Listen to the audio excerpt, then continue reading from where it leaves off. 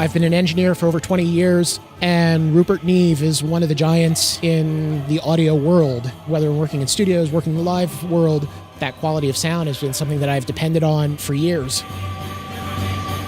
My name is Benjamin Maas, and I am the mixer for the Game of Thrones Blood for the Throne event at South by Southwest. It's an immersive event where we have a choir that's going to be performing with a cello, a dulcimer, and a percussion setup to give our listeners a feeling of stepping back into the world of Game of Thrones.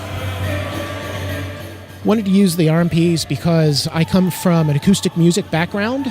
Whether you're dealing with it live, whether you're dealing with a recording, it's all about making sure that your front end is as good of quality as you can get. In an event like this, there's a number of challenges that we get presented with that range from having to make an instrument sound the way that a musician would expect to hear those instruments. Especially when you're dealing with classical musicians, which most of these musicians are, they become very, very sensitive to the way that their instruments are represented, both in an amplification situation or in a recording, and we'll be actually doing both here. We're doing the event, which is all live sound, and then after the fact, we're going to have a small recording session where we're going to have to record this stuff, and we're using these microphone preamps for all of it because of what it gives us in terms of just having a musical representation of the sound of these instruments.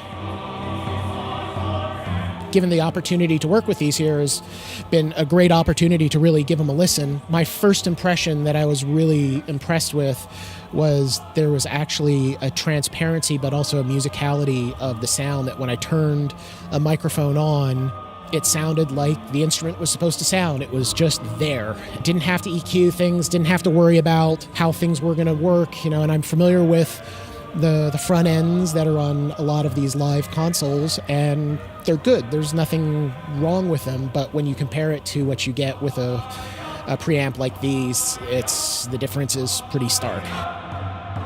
Because we're set up backstage here, obviously I can't hear my PA system, so we're using the iPad app for the CL desk, and once the preamps are set up through the Dante network, the gain for those preamps is adjustable in the exact same way that the gain on any other Yamaha desk would be.